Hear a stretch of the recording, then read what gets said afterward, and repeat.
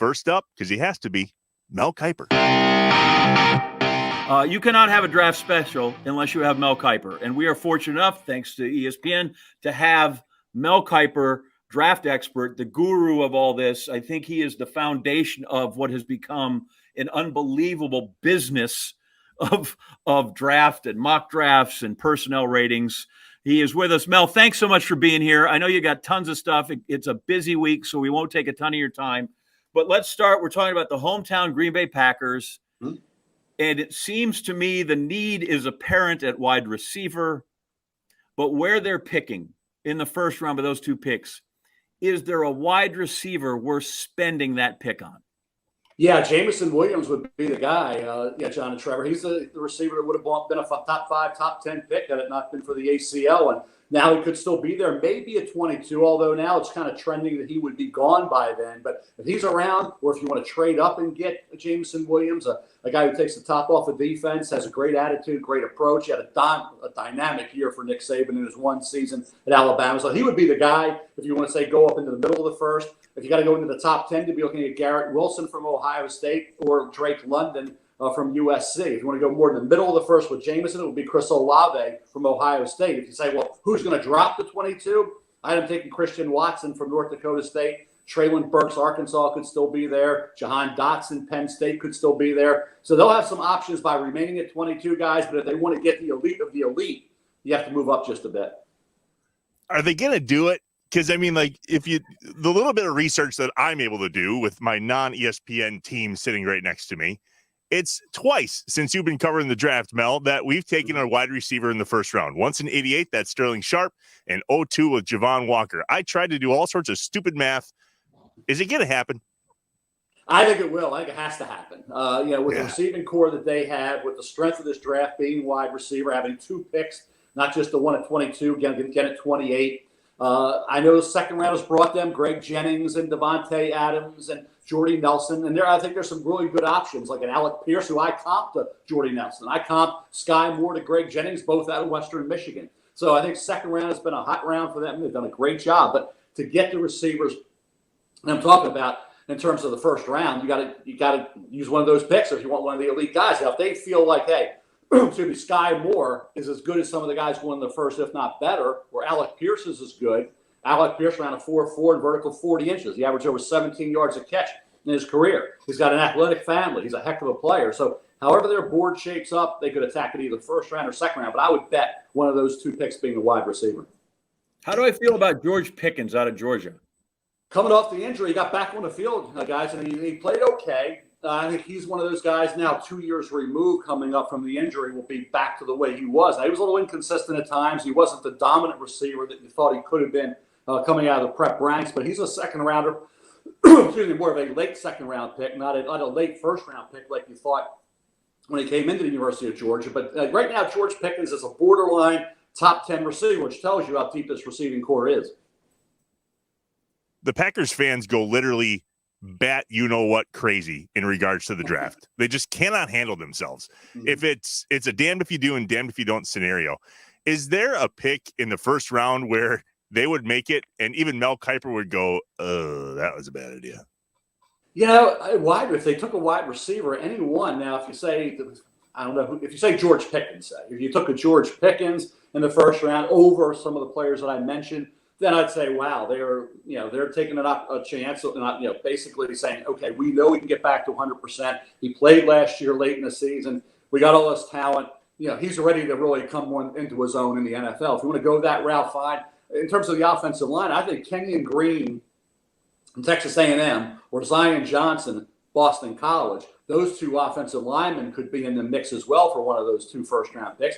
Pass rusher-wise, I don't see anybody there. David Ojabo would have been a possibility. At 28, he still is coming out of Michigan, but he's coming off the Achilles. May not be ready until October, November. We don't even know what kind of rookie year he'll be able to have. Limited football background. He did have a great year opposite Aiden Hutchinson. So I think they have different guys that they could look at 28. I would get the receiver at 22. I just think you got to get one. Aaron Rodgers needs to have a guy coming in, and we can say, well, he's a rookie. Can we expect an impact? Look what the guys last year did. Look what Waddle did, Devontae Smith and Luke and Jamar Chase did. Chase Smith and Waddle were phenomenal, and others did pretty well in their first year, going back over the last 5 years as well. So the idea that you can't get impactful performances from a rookie receiver has been proven wrong over the last few seasons.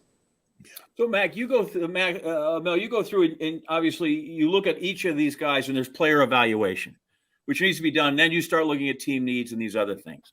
As you've covered the Packers over the years, have you found, is there a line, is there a connectivity between Ron Wolf and Ted Thompson and Goody and the philosophy they've had that you identify, that you look for when you start to match up teams and players with Green Bay? You kind of don't, you really can't do it enough, John, when you're projecting it, because when you're evaluating players, as I do, and Todd does, and Daniel Jeremiah, and like Mayock did, when you're doing what we do and you're trying to cover everybody that's available for the draft, you're not with a specific team. For us, we can't do that. So I can't sit here and talk like I'm, the general manager of the Packers, or try to think like the GM of the Packers or the GM of the Steelers or GM of the Ravens. You can't really think that way when you're doing what we do. Now, when you're saying a mock draft, if you say, like we're talking about, they haven't drafted a receiver since Aaron's been there. Well, this year I think they will. Now, if you go by the trend, you would say no, they won't. But in terms of evaluating players, that's the one tricky part of what we do.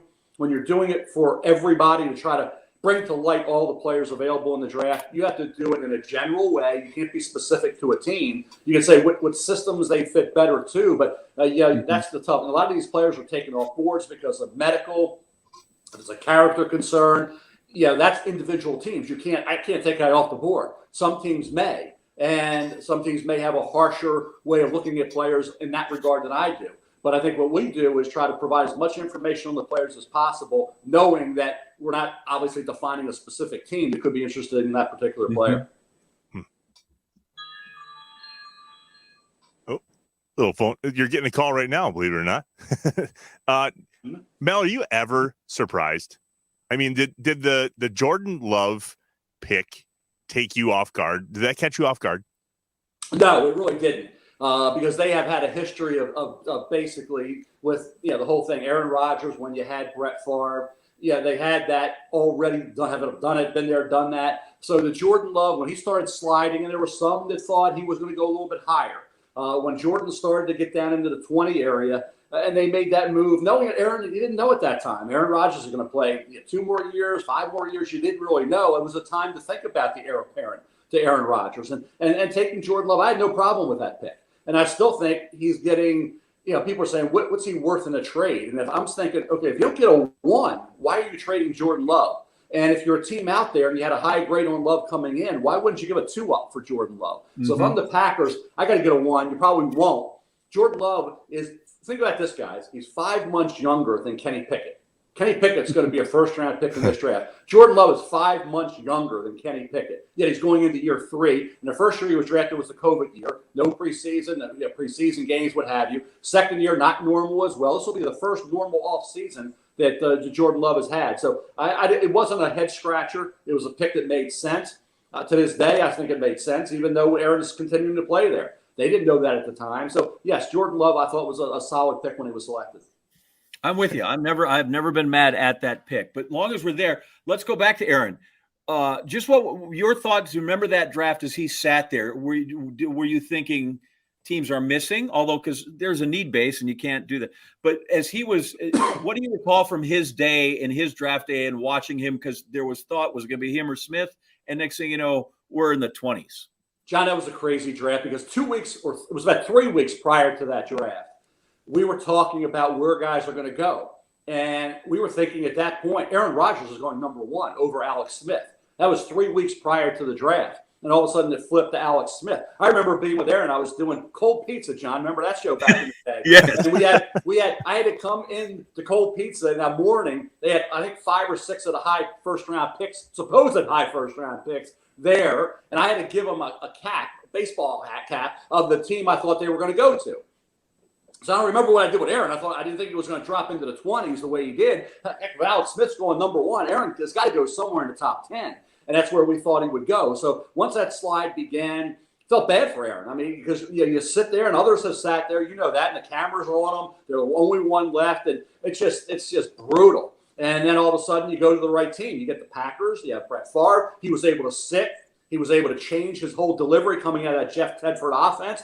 Jeff Tedford does a heck of a job, Jeff does, but he had to change the whole thing. And between Clements and the whole organization, what they were able to do with him, having time, the benefit of time really allowed Aaron Rodgers to be the quarterback he is today. Had he gone somewhere else where he would have been playing right away and force-fed with a team that's changing coordinators every year, changing head coaches, GMs, his career may have been a little bit different, maybe a lot different. So it worked out perfectly for everybody. Yes, he slid. Yes, it was a bad day for him watching what went on and to be part of that. But at the end of the day, sometimes sliding may be a better thing for a player. So he was a known talent. Where he ended up, is kind of happenstance at some point. You've done this for so long, and you've seen the industry growth. I ask this all the time because this is one of our favorite Mel Kiper questions on SportsCenter. I need a sleeper in this draft. I contend because you guys now do such a thorough job, I don't know if there's such a thing as a sleeper anymore. Your thoughts? I agree with you 100%. It's really not. I mean, I try to go off script during our podcast. We call it the First Draft with Todd McShay and Field Yates and myself. And I go off script, and I always come up with three guys that are under the radar. Whether they could be major college guys. And Matthew Butler, defensive tackle at Tennessee, was getting no publicity. I talked about him. Ty Chandler, who was at Tennessee, went to North Carolina running back, talked about him. But then you get to Jacoby Durant, the cornerback out of South Carolina State. I've talked about him a little bit. So in terms of sleepers, no, there really aren't any. Like I say, Durant from South Carolina State. You think about a guy like Joshua Williams from Fayetteville State, some wide receivers as well. We're always going to have them come out of the small college ranks. You always are going to have an offensive lineman like Matt Waletzko out of North Dakota. I really like him as a left tackle, who I like. I wrote him up. Actually, I do an under-the-radar column for ESPN.com every Sunday morning after the Saturday games, and I talk about Matt Waletzko. A left tackle who can play. So Nick Sigel, a kid out of Fordham, an offensive tackle, is going to be a late-round priority free agent. He can get it done. So, yeah, but to say they're sleepers, John, by the time we get into the season, and I'm talking about it, McShay's talking about it, they're all over. I don't know if you really have that anymore. People that watch and listen to Inside Wisconsin call John a walking encyclopedia. Are you the walking Google of the NFL draft? Like, is there anything that head of yours doesn't know? There's a lot. And people always say that, like, the third string long snapper. I don't. And after the draft's over, I tend to forget about a lot of what went on, and I look forward. In fact, our producer, Rob Adamski, John, the day three, Trevor, at day three, we always, at the end of day three and around the middle of the seventh round, we'll have the top 10 for next year's draft. So I've already got that. I was kidding McShay during the seventh round. I'll always, hey Todd, here's a couple of ratings for next year. It's like, get that out of my face, get that away. he's got a way too early mock draft that comes out. If you can believe it, the week after the draft, McShay's coming out with a first round mock draft for 2023, which will be the first week in May. Okay, so we start doing that right away. I'm going to spend the whole summer evaluating guys for next year. So to answer your question, no, there's always players that you're not aware of that maybe you should have known a little more to try to cover. And there's always going to be somebody drafted that is so far down. I really didn't have a chance to see much of that kid, but some NFL team found them. And we can always say there's about one or two guys every draft that we have very limited information on. I'm gonna ask you this last one. I don't know if Trevor's got one to follow, but the last thing I just want to know is, why is there such an appetite for this thing? People can't get enough mock drafts, mock trades, each guy. But you've seen this grow. And Trevor says he says the Packer fan base is crazy. They're all crazy. But have you been able to put your finger on the pulse of just what it is that now this is just people are insatiable for you and your information? John, I got two things right in my life. I got the draft. I was correctly able to figure out that back when I was 16, 17, I knew what it was. And I picked Kim. Luckily, I overachieved in marriage with her. So he left out there. So, yeah, in terms of the draft, I thought it could be because of what you said. It brings college football and the NFL together for that 1 or 2 great days, now 3 days in April. It was something that I knew back in the day fans craved, because every time I go on a radio show and I give out the number to call and order the book, the phone would light up. And I knew on radio shows that I was doing 25 a day when I was 18, 19 years old, that the calls would keep coming in about the draft in January, February, March, and April, no matter what month, even during the season. So I knew there was, as you say, that appetite for it. I thought it would be huge. I was shocked that, even the NFL really wasn't excited about ESPN televising it back in the day. Not shocked at all. It is what it is right now. because I saw and I heard from the fans. They would call up every day ordering the reports, and I talked to these guys and ladies, and they would be, wanting to know everything about every player. This was in September, October, November. So I knew that there was a desire for it. I knew it was screaming, just put this on television. Let's see every pick. And when Freddie Godelli, we were sitting there, it was round 3, maybe, whatever year it was, and Freddie came down. And we were just there writing down a pick. So we weren't even doing TV then. On day 2 it was. And Freddie came down. I said, "Why are you here?" He said, "I'm here to scope it out because we're going to be televising every pick next year." So we're doing all 7 rounds, which you thought, okay, great. So that's when we started doing that however many years ago, and it's rolled ever since. But that's the one thing I can say never surprised me was just how popular the draft is right now. Yeah, here's one more from inside Wisconsin. So John and I dedicate this show to the people, the stories, and the patriotism of us, of America's Dairyland. Is there a behind-the-scenes Mel Kiper, Wisconsin connection or story that would really make us excited? How about that? Wisconsin. Let me think. Not really. No. Melissa. You ever been to Lambeau? Yeah, one of our nieces goes to Marquette. Went to Marquette. There you go. That's a connection. A good friend of mine used to be in the front office. He's a local product down here, John Dorsey. You know John. John's now with the Detroit Lions as a senior assistant. John's a good friend. And actually, John Dorsey was on the back of my book the year he came out of Connecticut as a linebacker. I've known John forever, and he's been general manager around the NFL and doing a great job. So I guess a connection with John, the connection with our niece who went to college out there. Good. All right, I have one more. Actually, one more. A good friend of ours, family, Billy Lewis, who was a great safety at the University of Stevenson University, where our daughter went. Billy's now in the personnel department with Wisconsin with the Badgers. So Billy Lewis is a good friend from down here on Kent Island, doing a great job with the Wisconsin Badger football program. Love it. There you go. 3 degrees of cheese. All right, then give me the BBA. Last week, give me the best Badger available. BBA. I think when you look at it, Logan Bruss to me is a guy that, because he could be a guard in the NFL and you saw what he could do outside, he brings in Wisconsin offensive linemen the history and the tradition of that program developing linemen. They're so well coached, the strength program, making them into NFL-ready offensive linemen. I think when you look at Logan Bruss, he's a guy that would excite you. I think you look at Leo Chenal, certainly the linebacker going the defensive side of the ball. Chenal will probably go ahead of Bruss. Chenal could be a 2nd or 3rd round pick. Bruss more of a 4th round pick. But Chenal, I said this, guys, Trevor and John, I said if Leo played in 1985 or 95, he'd be a mid-first round pick. He is that Mike man. He's that guy that's a downhill thumper. If you had a 4-3 defense, you put him in the middle of your defense. But now you got to cover and you got to do things on 3 downs when they're throwing the ball all over the place. Now Leo becomes more of a 2nd round pick. So I think he would be one, certainly Sanborn as well. But I think Leo on the defensive side and then Logan Bruss on the offensive side with Jake Ferguson tight end. Is going to get certainly some looks on day 3. And you're going to see Hicks, the corner, get some looks on day 3. As I said, Sam Henningsen, defensive lineman, will get some looks on day 3. But if I had to say, I would say Leo and Bruss would be the 2 guys to keep an eye on. Figure that. The Badgers may have an offensive lineman that somebody wants. No. Mel Kiper, thank you so much. Your wisdom and your information seems infinite. We appreciate you letting us draw from that well. We're just sitting here and everybody's going, just don't let there be a Tony Mandrich scenario out there for the Packers in this situation.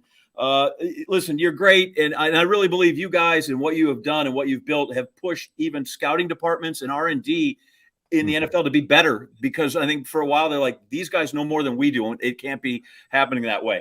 Good luck the rest of the week. Enjoy draft night, the draft 3 days, Thursday, Friday, Saturday. We'll see you. And thanks so much, Mel.